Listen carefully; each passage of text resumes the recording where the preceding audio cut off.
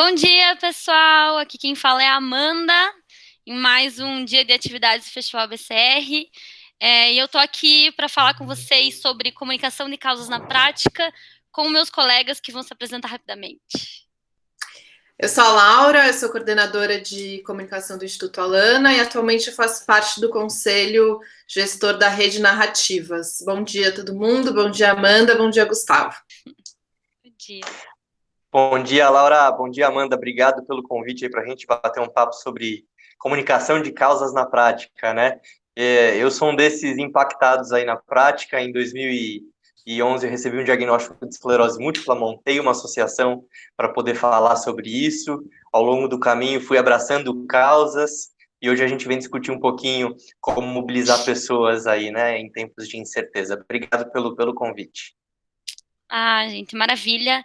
Bom, eu sou a Amanda da Bicose da nossa causa, né? Acabei não falando, mas vou aí fomentar essa discussão, esse diálogo entre aqui uma representante de uma empresa social que trabalha com comunicação de causas e dois representantes de organizações da sociedade civil e a Laura, no caso, como uma rede de comunicadores de causa. Vou apresentar aqui para vocês, só para compartilhar, para vocês conhecerem a agenda do nosso bate-papo. Tá todo mundo vendo aí? Me confirmem. Sim. Maravilha.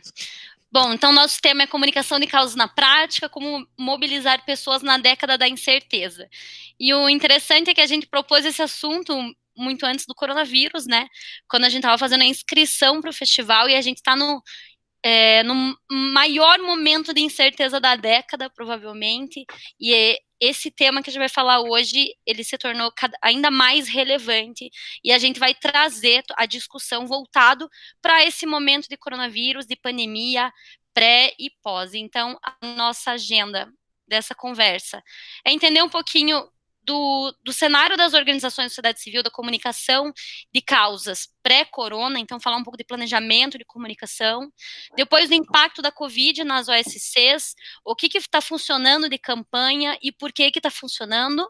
Depois a gente vai falar, depois que acabar essa pandemia, o que a gente espera, o que a gente precisa fazer, e a gente encerra com algumas dicas finais e direcionamentos práticos de nós três aqui para vocês, beleza? Então eu não vou ficar compartilhando essa apresentação, vou passar aqui uns highlights quando o pessoal citar, mas só para vocês conhecerem a agenda e é isso. Então, acho que a primeira coisa para falar, que eu gostaria de ouvir de vocês, que vocês trouxessem, é como que é a organização de vocês, e acho que, no caso a Laura, trazer um pouco da visão do como ela vê a rede narrativas, ou seja, alcançando vários comunicadores e várias organizações, viam como as organizações estavam se planejando e estruturando a sua comunicação antes, e quando chegou a crise, o que aconteceu e como que reverberou nas organizações? Bom, Amanda, acho que para quem não conhece, a Rede Narrativas, ela é uma rede que tem o objetivo de fortalecer o papel da comunicação nas organizações da sociedade civil.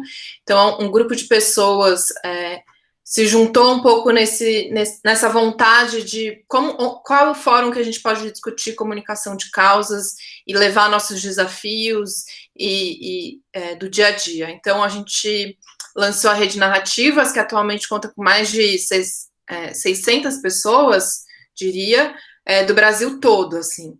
E aí, eu acho que, pegando um pouco o pré-corona, e naquele momento que virou pandemia, que a gente começou a todo mundo entrar em quarentena, o que eu posso trazer aqui de sensação e que, conversando com outras organizações também, é que todo mundo teve que dar uma parada e rever seu planejamento, né? Porque, e aí eu estou falando de organizações de pequeno, grande, médio porte, então, de todos os tipos, todo mundo tinha um planejamento para 2020 e isso teve que ser completamente revisto, né? Então, acho que a gente teve alguns momentos, e a gente ainda está vivendo isso, né? Então, a gente teve alguns momentos. Acho que o primeiro momento foi rever nosso planejamento, entender o que estava acontecendo, refazer as rotas e ver como que a organização poderia contribuir com o momento, porque E aí, trazendo mais da minha experiência, sou coordenadora de comunicação do Instituto Alana, trazendo mais dessa minha experiência,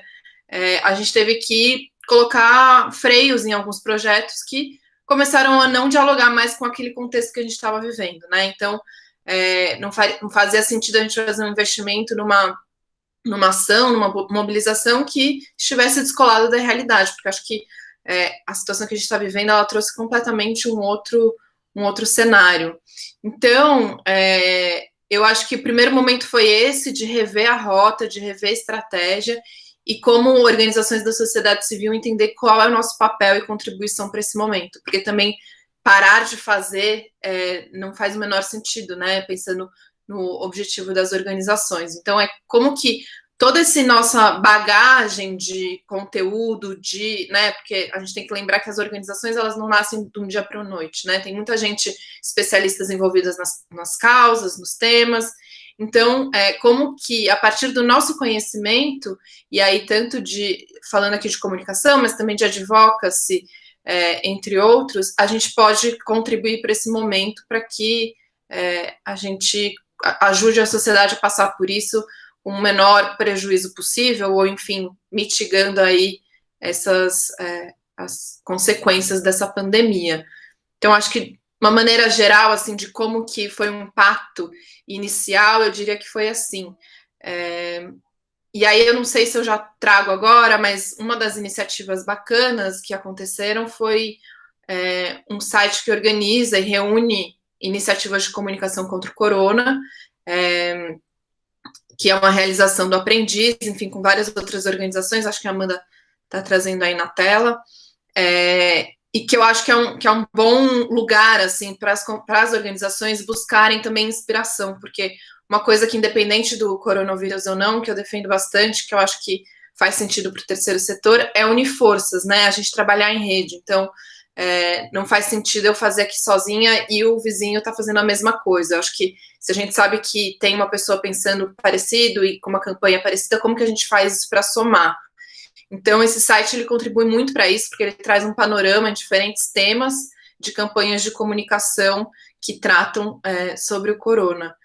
Então, acho que, assim, basicamente, reforçou o papel de redes, né, do trabalho coletivo, que o terceiro setor já fazia, né, já vinha atuando, e também a importância de uma comunicação estratégica. E eu acho que essa parada inicial, quando a gente entrou em quarentena, enfim, foi super estratégico para a gente conseguir contribuir com a sociedade nesse momento. Gu, seria você trazer também como que a AME e a CDD, que são as organizações que você representa, estavam antes da crise e sendo organizações que são diretamente ligadas à questão, né, que são da causa da saúde, qual que foi essa mudança, qual que foi esse ponto de virada, de chave que vocês tiveram que fazer para enfrentar essa situação e o que do planejamento que vocês já tinham, das ações que vocês já tinham como organização, até deu estrutura para vocês lidarem com essa crise, com essa pandemia de uma maneira mais tranquila, assim, porque vocês já tinham uma produção de conteúdo ativa, então quais foram as mudanças e o que vocês tiveram que implantar ou transformar na organização para se adequar a esse novo cenário? Legal, Amanda. Você conhece nosso trabalho e acompanha de perto, mas para quem não conhece, grande parte da nossa estratégia é produzir conteúdo para dialogar com, enfim, múltiplos perfis que se relacionem aí com diferentes causas que a gente representa, né? Seja esclerose múltipla, asma, DPOC, depressão, esquizofrenia, enfim. Então, a gente é um hub de produção de conteúdo para que a partir dele a gente dialogue com as pessoas, entenda as necessidades da população e proponha, então, políticas públicas bem alinhadas aí com a necessidade. A Laura, ela trouxe coisas muito importantes, viu, Amanda, que são parte da minha resposta também. Então, quando ela fala assim, a gente teve que rever o planejamento, quer dizer que eles tinham um planejamento. Primeiro ponto, que isso é muito importante. Depois, ela fala, eu tive que rever a rota e a estratégia. E aí, assim, parte da minha resposta tem a ver com isso. Acho que no momento que a gente se viu lá para março, poxa, pera, agora vamos precisar começar a entrar em quarentena, isolamento, o que a gente faz? O que a gente comunica? Eu vou manter a minha comunicação da forma que eu tinha planejado? Então, assim, a primeira coisa que a gente fez, e vem fazendo já há algum tempo, é a gente estabelece um plano de trabalho para o ano, mas a gente revisita esse plano de trabalho pelo menos a cada mês, né? Então, fez sentido o que a gente comunicou no mês passado? Como que o pessoal reagiu? E você que trabalha bem perto da gente, inclusive presta assessoria para a gente, vocês fazem isso conosco, né? Então, uma vez por mês a gente senta, tá aqui o relatório da Precose, ó, isso aqui funcionou, isso aqui não funcionou, isso tem tido mais saída, isso aqui o pessoal não está se interessando muito. Então, trazendo um pouco para a tua pergunta, eu acho que o mais importante é você ter esse canal de contato criado com o teu público, né? E não perder isso nesse momento. Nesse momento, o mais importante é você entender o que ele está consumindo. Porque, às vezes, uma pessoa que se interessa por esclerose múltipla, neste momento, ela não quer saber sobre esclerose múltipla e tratamentos. Ela quer saber sobre esclerose múltipla e Covid-19. E aí, se a gente não adapta um pouco aquilo que a gente já tinha planejado, puxa, a gente acaba indo na contramão do que as pessoas estão buscando. Então, o que a gente teve que fazer aqui foi dialogar ainda mais. Os nossos canais de acolhimento, Amanda, eles aumentaram num volume, numa proporção de quase 80%. Então, em esclerose múltipla, que a gente dialogava aí, em média 3 mil pessoas por mês, foi para quase 6 mil pessoas por mês, quase dobrou. 5 mil e pouquinhos pessoas por mês. Isso, aquele boom da internet, né, de estou em casa consumindo informação, desesperado porque talvez o mundo acabe, ele estava conversando com a gente. E a gente também tentando entender o que produzir para ele. E aí vem a segunda questão, a gente teve que ter ainda mais empatia com o nosso público. O que o nosso público, nesse momento, precisa consumir? Será que ele precisa consumir, de novo, falei recentemente, ele precisa consumir esclerose ou ele precisa consumir uma receitinha rápida, porque ele está trabalhando bastante, ele precisa consumir como entreter os filhos para ele conseguir fazer uma live lá e trabalhar? Enfim, nosso planejamento ele acabou ficando, num primeiro momento, em segundo plano, e a gente começou a trabalhar mais em curto prazo. Óbvio, a gente tem um lugar para chegar, mas eu acho que agora é hora também da gente flexibilizar um pouco, porque senão a gente quer manter aquilo que a gente tinha planejado, e a gente foge completamente de para onde as coisas estão indo. Acho que ficou muito claro isso no teu discurso da empatia e do acolhimento, né?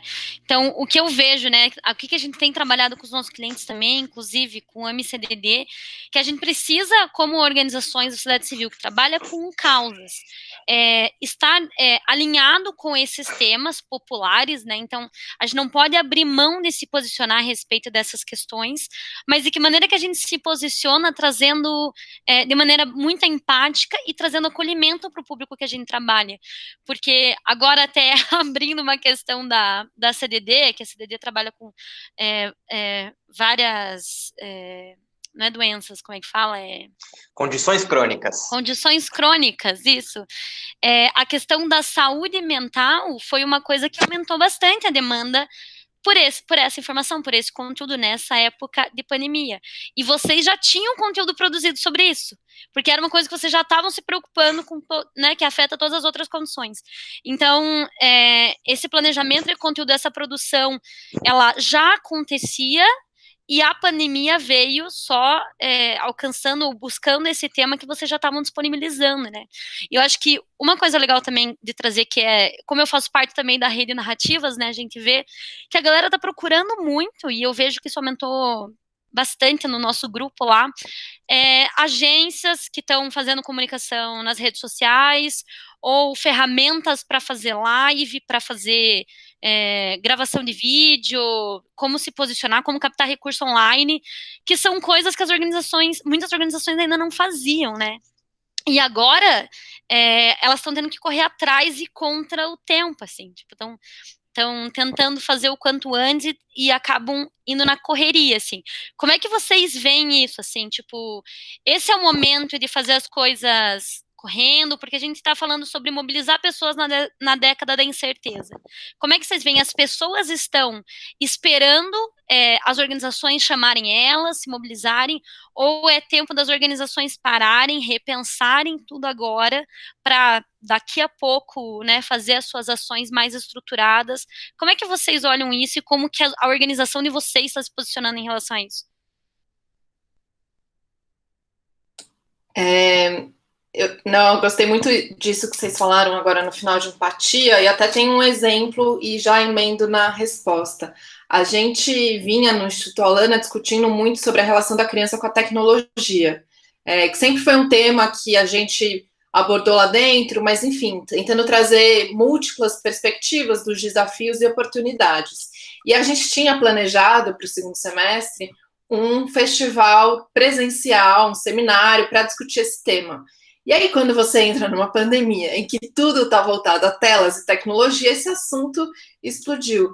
Então, e aí, usando esse exemplo um pouco para essa história de planejamento, a gente percebeu com o nosso público, enfim, uma demanda muito alta também, porque muitas pessoas, muitos pais, muitas famílias, pais, mães, famílias que já tinham um incômodo ou dúvidas sobre a relação da criança com a tecnologia, isso só ampliou enorme. Então, para uma questão central ali cotidiana de tempo de tela, o equilíbrio, como é que faz e tal.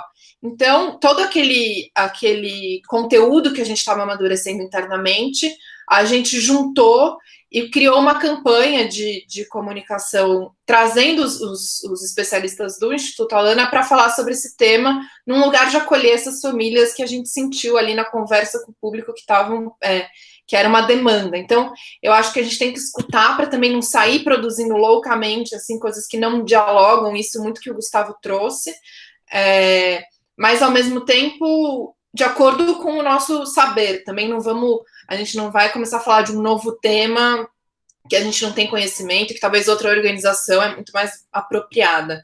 Então, eu acho que esse exemplo que eu trouxe da tecnologia foi isso, era um assunto no radar, e o negócio ganhou uma outra proporção, e coube a gente lá dentro rapidamente se reorganizar para conseguir colocar esse material no ar.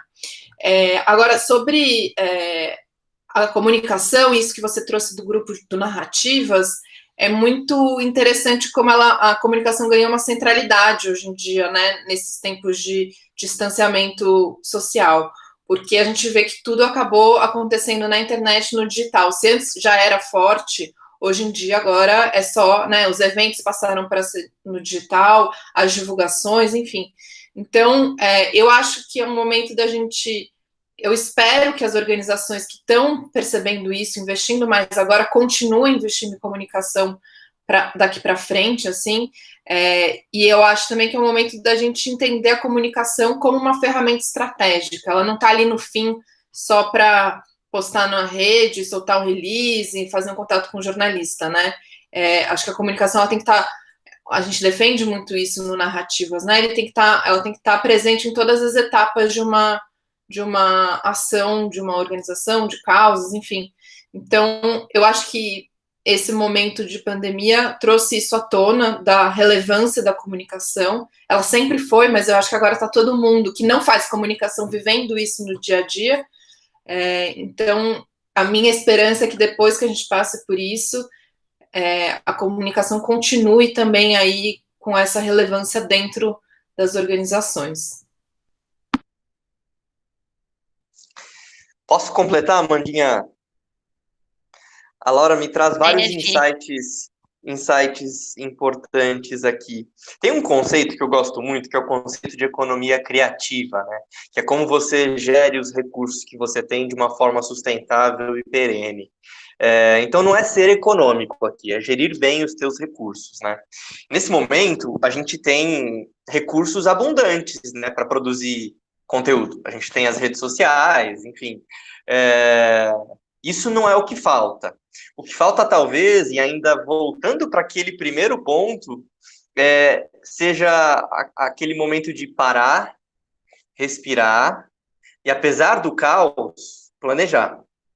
Sabe, porque no meio dessa loucura, se eu vou sair fazendo live porque, entre aspas, o meu concorrente ou aquela outra associação que eu me espelho, ou qualquer forma que eu enxergue outra pessoa que fale sobre o tema que eu falo, já está fazendo alguma coisa que eu não faço ainda, nessa ânsia, às vezes eu produzi alguma coisa, e a Laura trouxe muito bem, e nem sempre eu vou agregar. Só que, assim, para você construir esse seu lugar de fala, leva um tempo. Agora, para você queimar esse seu lugar de fala, é muito rápido, né? Então, de repente, eu vejo lá que a Amanda tá ao vivo no Instagram. E aí eu entro e começo a escutar a Amanda. Em 2 minutos eu já sei se eu gosto do que a Amanda fala ou não. E se o que a Amanda disser não me tocar em nada, possivelmente a próxima vez que eu vir ali, a Amanda está ao vivo, eu não vou conectar. Só que nós não estamos falando da Amanda. Comunicar causa é muito além da experiência da Amanda com determinada causa, né? É o que a gente falava quando a gente começou a preparar esse nosso papo. Tem um livro que eu gosto muito, que me ensinou muito a trabalhar no terceiro setor, chamado Marketing Aplicado às ONGs. 96% das ONGs, elas nascem com uma ligação direta do fundador com a causa. E isso cria uma síndrome do pink cérebro, porque a gente acha e jura por Deus que vai mudar o mundo, né? Só que, assim, do nosso lugar de fala, da nossa perspectiva, e esse lugar que nós estamos agora, ele é muito perigoso. Porque, com a minha experiência, eu tenho esclerose múltipla desde 2011.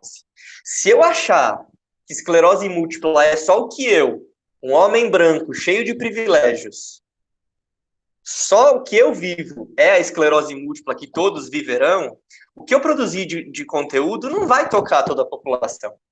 E possivelmente eu não vou falar de causa, eu vou falar do meu problema. Entende? Então, eu acho que, trazendo um pouco até para o que a gente vai falar ao longo desse nosso bate-papo, eu acho que, assim, é abundante o número de ferramentas aí que a gente tem para produzir conteúdo, que a Laura bem traz. É um momento onde as pessoas estão vendo, de fato, a importância da comunicação. Mas a gente tem que olhar a comunicação de uma forma como talvez a gente nunca tenha visto. Porque a gente... É tão fácil falar, né? A gente não se preocupa tanto com as coisas que saem da nossa boca, ou, às vezes, quando enraivecidos, a gente coloca no papel. Mas agora é hora da gente pensar e como que a gente vai falar para o maior número de pessoas ser alcançado, né?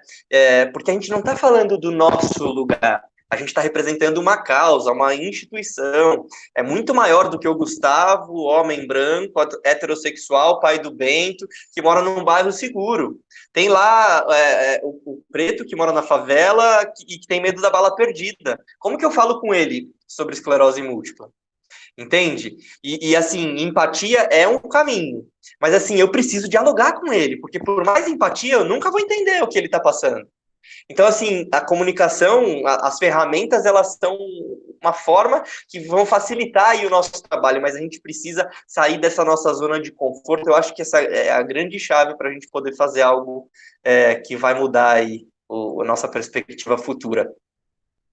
Achei muito legal tudo que vocês trouxeram, e eu dei umas anotadas aqui, né, que a Laura trouxe do papel social da comunicação, e isso tá se destacando nesse momento de pandemia, que é usar a comunicação como uma ferramenta de impacto, né? Então, através dos meios de comunicação, a gente consegue passar o conteúdo, formar pessoas e atingir os nossos beneficiários em diversos canais, diversas maneiras, na casa dele, mas também não todas essas pessoas, né? Também o que o Gu trouxe, né, da importância do posicionamento da organização ser muito claro, que agora já indo para uma parte mais prática, que é criar o tal do brand persona, né?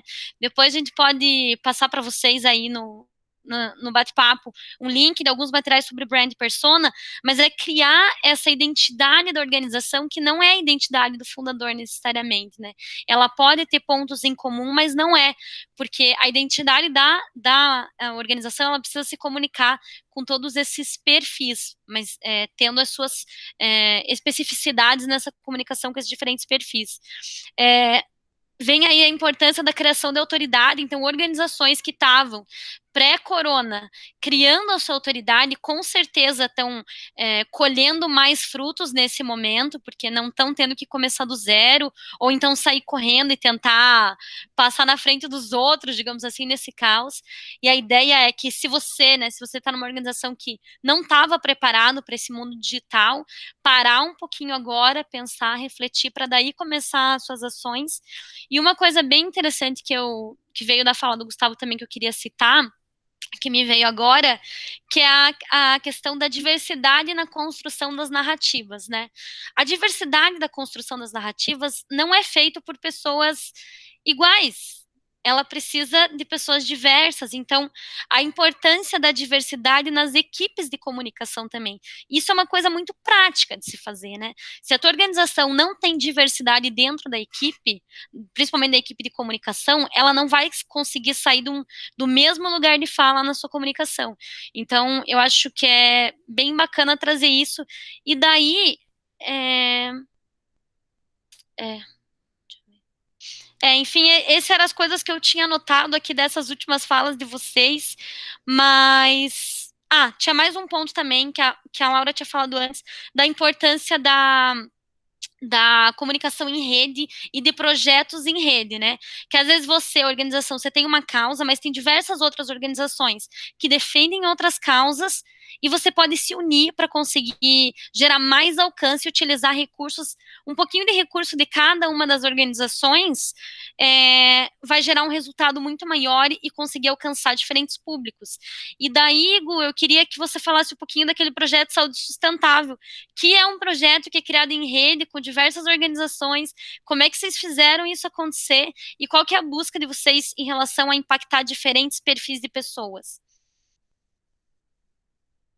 Amanda, obrigado. O Saúde Sustentável, você tem aí a imagem para depois projetar para o pessoal. O Saúde Sustentável, ele é um projeto que nasce da forma que você fez muito bem a ponte, que acho que o terceiro setor mais se beneficia, que é nesse trabalho em rede. Na verdade, a sociedade como um todo, né?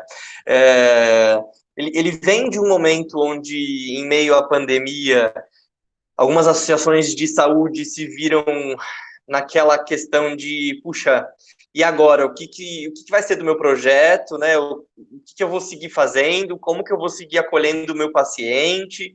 De repente, esse paciente imunossuprimido ou paciente em quimioterapia, ele não pode sair de casa. Como que eu posso ajudar esse paciente nesse momento?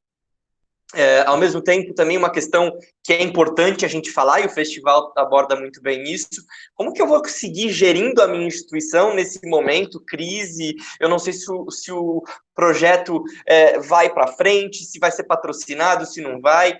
Enfim, a gente reuniu um grupo de associações e começou a discutir, enfim, os nossos problemas nas nossas instituições, sem nenhuma pretensão de que isso virasse um projeto chamado Saúde Sustentável. Quando a gente menos esperava, depois de 3 encontros, 3 sexta-feiras seguidas, a gente chegou num projeto chamado Saúde Sustentável, que busca conectar necessidades, pacientes oncológicos, pessoas com questões oncológicas ou condições crônicas de doenças, e grandes iniciativas aí da sociedade. Quando eu digo grandes, eu não digo em volume, tá? Eu digo no potencial de ajuda. Então, assim, tá cheio de grupinho nos bairros aqui, enfim, no meu bairro. No meu bairro tem um grupo que tem ajudado pessoas na melhor idade na questão de ir ao mercado. Puxa, ir ao mercado tem sido um problema para pacientes imunossuprimidos, ir ao mercado tem sido um problema para pacientes que acabaram de sair de uma quimioterapia, né? Puxa, por que não conectar esses pacientes com essa iniciativa? O Saúde Sustentável nasceu para isso. Eu brinco que Saúde Sustentável é como o trivago das boas iniciativas. A gente reúne tudo num site, numa plataforma e conecta. A gente segmenta os tipos de iniciativa, então a gente segmenta por qualidade de vida, iniciativas até econômicas, então a gente tem linhas de crédito sendo oferecidas por alguns bancos para poder renegociar a dívida, enfim, nada que a gente necessariamente vá criar, mas sim facilitar o acesso a essa iniciativa que às vezes fica escondido ou, enfim, fica desconhecido porque não tem o contato. Então, a gente cria aqui conexão, né, que é essa rede, a gente conecta essas boas iniciativas, assim surge o Saúde Sustentável, surge do coletivo, e a gente vai ficar muito feliz de vocês participarem também, porque é um movimento que tende a crescer bastante, já tem o apoio de Câmara Espanhola de Comércio, já tem alguns apoiadores fortes aí ajudando a disseminar a saúde. Que massa, é bem legal esse projeto, e acho que olhar para a pandemia, para essa situação, para essa década da incerteza, como um momento de oportunidade de criar novos espaços de comunicação, novos espaços de geração de impacto social pela internet e em parceria com outras organizações, né? Eu acho que, peraí, deixa eu passar aqui. Eu queria falar rapidamente, vou compartilhar a tela de novo aqui, de uma forma que a gente lá na agência entende comunicação de impacto pelos 3 Cs da comunicação de impacto, que é o C da conexão, da consistência e da conscientização. E eu acho que eles fazem, cada dia que passa, eles fazem mais sentido para mim, assim, eu queria compartilhar com vocês e ver o que vocês acham disso, né? E galera que tá aí assistindo a gente online, comenta aí, a gente vai ficar para responder dúvidas de vocês, o que vocês precisarem, só comentar aí, tá? Na ferramenta. Então, bom, primeiro C de conexão, e quando a gente fala de conexão, a gente não fala exclusivamente de uma conexão online, né, embora agora esteja mais em alta do que nunca, mas entender o momento pelo qual a pessoa que recebe a comunicação está passando. Então, tem toda essa questão do acolhimento da pessoa, a gente, nas nossas comunicações, a gente evita gerar qualquer tipo de ansiedade para a pessoa, porque a gente sabe que esse não é o momento de cobrar dela mais produtividade, mais estudo, mais qualquer coisa. Então, na comunicação hoje que a gente tem feito, tem buscado gerar uma conexão mais profunda com a pessoa, nesse rolê de empatia, além de, obviamente, estar nos canais que a gente entende que a nossa persona, que o nosso público-alvo está, então, seja no nosso site, seja no Instagram, seja por WhatsApp, seja por e-mail, né? Então, explorar esses canais e tentar alcançá-la no melhor momento para ela. Aí tem o C de consistência, que é todos os nossos canais, embora falando com diferentes personas, eles têm uma comunicação consistente, um posicionamento consistente. E daí a gente volta àquela questão do planejamento, já tá ficando chato falar sobre isso, mas essa consistência, ela não vem do dia para a noite, ela não vem de um mês para o outro, ela não vem de um momento pré-pandemia para durante pandemia, assim, de repente. Ela vem de uma construção contínua, de um esforço de comunicação que é duradouro, né, e que é intenso, assim, então, levar a comunicação como prioridade nas organizações. E de conscientização, então, toda a comunicação que sai tanto da Because quanto da nossa causa, a gente pensa o que ela vai gerar para esse público. Então, ela gerar algo de relevante para ela, gerar uma ação, gerar uma emoção, positiva ou negativa, depende da estratégia, mas fazer com que aquele conteúdo tenha valor para ela, e não valor para nós que estamos produzindo, porque aí a gente volta para aquela questão, né, que o Gustavo trouxe, de lugar de fala, de alcançar pessoas fora da sua bolha de identidade individual mesmo, que está produzindo aquele conteúdo, para conseguir alcançar outras narrativas, para se comunicar com outros públicos que não vivem o mesmo momento que você, né? Então, esses são os 3 Cs da comunicação de impacto que eu queria compartilhar. Vocês querem falar alguma coisa a respeito? Eu acho muito interessante isso que você traz, Amanda, e eu acho que, independente de cenário, né, a gente precisa entender o que a gente quer, porque também é isso, né, se a gente sai fazendo sem mínima estratégia e saber o nosso objetivo, né, a estratégia é um pouco isso, é a gente conseguir desenhar os objetivos e aonde a gente quer chegar. Então, é muito, muito legal que você traz esses 3 Cs. Eu acho que cada vez mais a gente, pensando no cenário do terceiro setor, a gente precisa se estruturar para conseguir dar respostas rápidas, mas certeiras também, né? Eu acho que é um pouco por aí. Eu queria falar de consistência, Amandinha, porque, enfim, eu passei aquilo que todos nós passamos, né, de organizações da sociedade civil, montei uma associação, aí por muito tempo eu era a única pessoa da associação, trabalhava de casa, do quintal, enfim, junto com os cachorros, e aí todos os desafios que todos nós passamos, né. Hoje o time cresceu, nós somos quase 20 pessoas aqui trabalhando, enfim, talvez os desafios não sejam os mesmos, mas temos ainda desafios. A questão da consistência, ela pode ser um grande desafio para a gente manter o nosso trabalho, né? A gente fala de conexão, conscientização, muitas vezes tem muita boa vontade, né? E eu sei para onde eu quero caminhar, eu estou até em linha com o meu planejamento, de repente eu começo a produzir um conteúdo, conversar com o meu público, e esse conteúdo não tem o alcance que eu esperava, não tem a interação que eu esperava. Eu queria trazer a consistência para essa questão da própria comunicação, né? A consistência, ela é algo que a gente cria, não necessariamente é uma coisa que, de repente, eu tenho consistência no meu trabalho, né? E assim como eu tenho certeza que todos que Ela é montamos... intencional, Nego. Exatamente, Amandinha, porque eu sei que todo mundo que monta ONG está acostumado a engolir um sapo por dia, mas é importante lembrar que consistência a gente cria e a gente precisa ter, enfim, se a gente tiver bem feito o nosso planejamento, seguir exatamente com essa consistência, e não enfraquecer aí, e não mudar a estratégia, porque aí acho que a pior coisa é mudar a rota antes de chegar no destino, sendo que a rota estava certa, sabe? Essa é a questão. Aí eu acho que daí a gente puxa o gancho, a gente já está nos finalmente aqui, pessoal, então a gente vamos começar o período do fim desse bate-papo, mas eu achei legal que, trazendo essa questão da consistência, né, para mim esse ser da consistência tem muito a ver com a criação da narrativa da organização, né, e daí a gente volta para a Laura da rede, que está representando a Rede Narrativas, que vocês criaram um guia, vocês traduziram o guia de comunicadores progressistas. Você quer falar um pouquinho sobre esse guia, Laura? Bacana, Amanda. Quando você estava falando da consistência e os pontos que o Gustavo trouxe, eu já fui pensando aqui no guia, assim. Esse guia, ele é uma iniciativa que nasce dentro da Rede Narrativas. A iniciativa, na verdade, foi a tradução dele, porque ele originalmente foi escrito em inglês para um contexto dos Estados Unidos pós-eleição Trump. Algumas organizações se viram um pouco...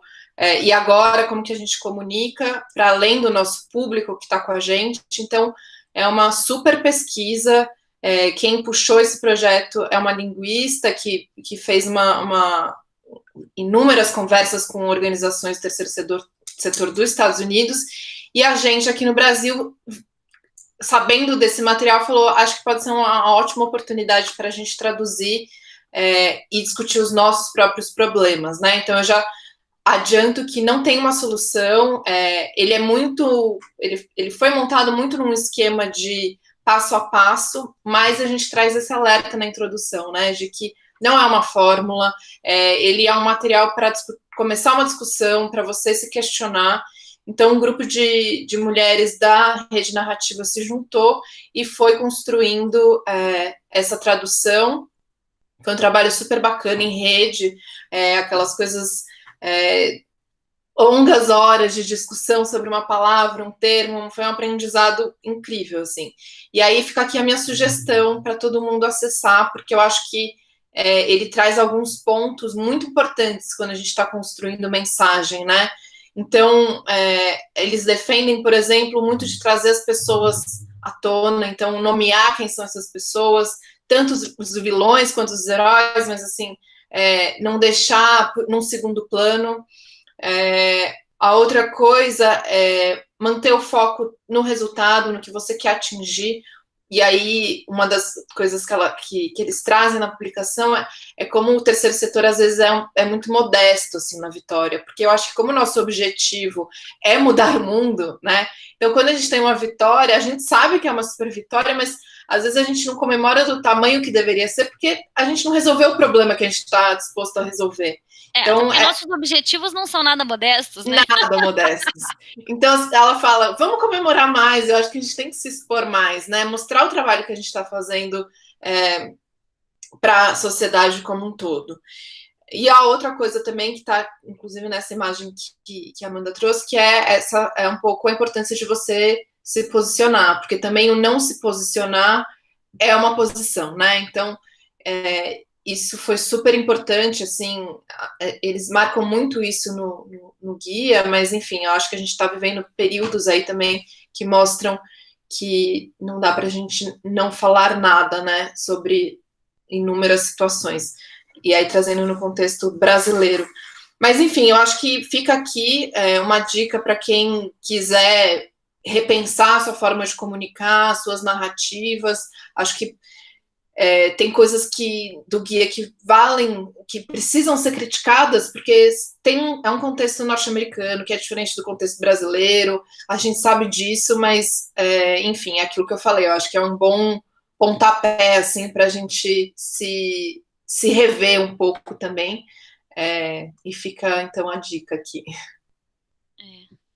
Aí, além desse guia, que eu também amo e indico sempre, indico para todo mundo que está aí nos assistindo, eu queria compartilhar um projeto nosso também que a gente lançou, que é o Causalidades, que é uma busca nossa da Because em conhecer mais comunicação de causas além da fórmula, né? Porque a gente traz aqui, né?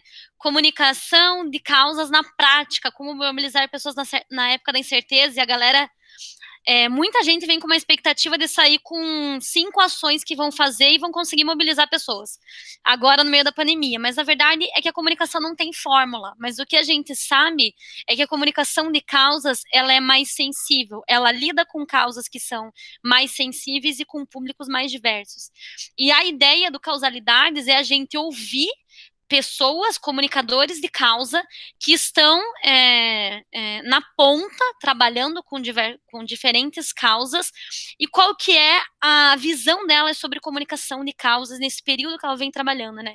Então, esse aqui é uma imagem do que a gente fez com o IP, que é o Instituto de Pesquisas Ecológicas, que foi uma entrevista com a Paula, mas também está disponível uma entrevista com a Paula, que é da AME, que é da mesma organização do Gustavo, que também ela traz como que é a percepção dela na criação de narrativas de comunicação na área da saúde também, quer falar mais sobre saúde mesmo e não ficar focando na doença, da necessidade de ter esse espaço de acolhimento, né? O Gustavo falou que nessa época de pandemia aumentou muito a necessidade de fazer o acolhimento online dessa galera que confia e acompanha a AME e a CDD, então é um espaço para a gente ouvir as pessoas que estão trabalhando com comunicação de causas, mas não com fórmulas prontas do que elas estão fazendo, mas de como que elas percebem, né, a riqueza de conhecimento no período aí que elas vêm trabalhando com o terceiro setor.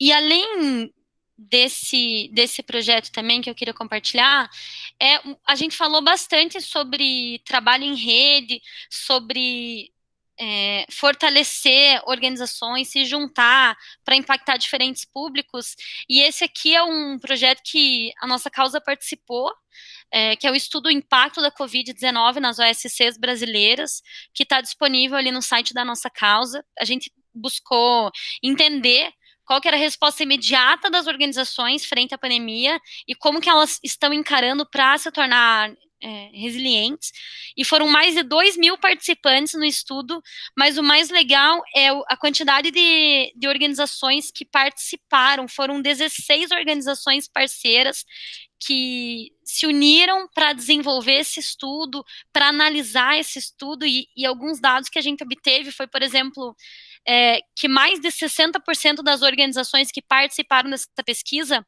têm orçamentos anuais abaixo de R$500 mil por ano. E a gente sabe que com esse orçamento, a percepção delas do investimento, de pegar esse dinheiro e investir em comunicação, é mais delicado. E daí reforça com uma outra pesquisa que a gente já tinha feito e lançado no Festival ABCR do ano passado, da ausência de departamentos de comunicação nas organizações e de como isso é realizado, às vezes, pelo captador de recurso ou pelo fundador da organização. E a gente está falando aqui, né, para todo mundo que precisa investir em planejamento, precisa investir em comunicação, em estruturar a identidade, em estruturar a persona, só que também, em contrapartida, a gente vê que as organizações estão muito impactadas pela pandemia e a questão de recurso é o que mais tem assustado, né? A gente viu que 87%, ou seja, muitas das organizações tiveram que alguma ou todas as atividades interrompidas, porque dependiam muito do contato presencial, e que 73% relataram diminuição na captação de recursos. Além disso, de impacto positivo que foi percebido por essas organizações, 53 aceleraram o uso de ferramentas digitais. Então, estavam começando, mas tiveram que acelerar aí por conta disso. E 65% esperam redução na captação de recursos até o final do ano. Então, com esses dados, assim, eu queria ouvir de vocês, para a gente fechar as dicas finais, como é que vocês podem indicar para as organizações, ou como é que vocês estão fazendo na organização de vocês para manter a comunicação como prioridade, mas também reconhecendo que a captação de recursos está sendo afetada e que a maioria das organizações vai ter redução na sua captação de recursos? Bom, acho que para encerrar a fala também, já faço aqui meu agradecimento pelo convite, por participar. Foi um prazer conversar com vocês. É um tema que me anima muito, que eu gosto muito de falar, então foi um prazer mesmo estar aqui. Eu acho que isso é super importante que você traz, Amanda. Esses dados revelam uma realidade brasileira super, enfim, que a gente precisa olhar, não dá para ignorar, né? A gente tem organizações de diferentes tamanhos e diferentes realidades, assim. A rede Narrativas, ele surge muito para abrigar, assim, todo esse perfil, porque a gente sabe que tem organizações que têm estruturas maiores, tem organizações que uma pessoa é comunicação, captador, enfim. E a sugestão que eu trago aqui é que a gente, enfim, olhe para dentro das nossas organizações para reavaliar onde que a gente pode somar mais recursos. Então, olhar para a realidade interna. A gente não pode achar que vai fazer grandes coisas se nossa realidade é um pouco tem limites, enfim. Então, eu acho que a primeira coisa seria isso. A segunda eu volto para aquela história de redes, né? Porque uma ONG, ela nunca está sozinha. Então, se você não tem um potencial de alcance, enfim, se você não tem recurso para fazer uma campanha enorme, enfim, quem que são os parceiros que podem apoiar? E aí usar a rede deles de público, né, de pessoas engajadas. Então, eu acho que a gente pode usar os nossos contatos e outras organizações que trabalham com temas semelhantes, ou enfim, para também potencializar as nossas ações. E, por último, acho que quem estiver engajado na sua organização com comunicação, que faça um advocacy interno ali também, para ver como que consegue ampliar a sua rede, ou enfim, se dedicar mais a isso, né? E para encerrar um pouco a minha fala, olhar para as coisas que estão sendo feitas. Então, esse site que eu falei, Comunicação contra o Corona, mas que é bem específico ao momento, mas faço convite também para as pessoas participarem da Rede Narrativas, entrarem no site. O site ele foi criado para que a gente tivesse um espaço de compartilhamento de coisas, de produções, né? Então, a gente tem artigos, a gente tem cases. Então, eu acho também que estudar e ver o que as pessoas estão fazendo, coisas que deram certo, coisas que não deram certo, é uma ótima maneira para você melhorar ainda mais a sua comunicação ou fazer esses desvios de rota, enfim, de planejamento. Então, faço aqui meu convite e, mais uma vez, obrigada pela oportunidade.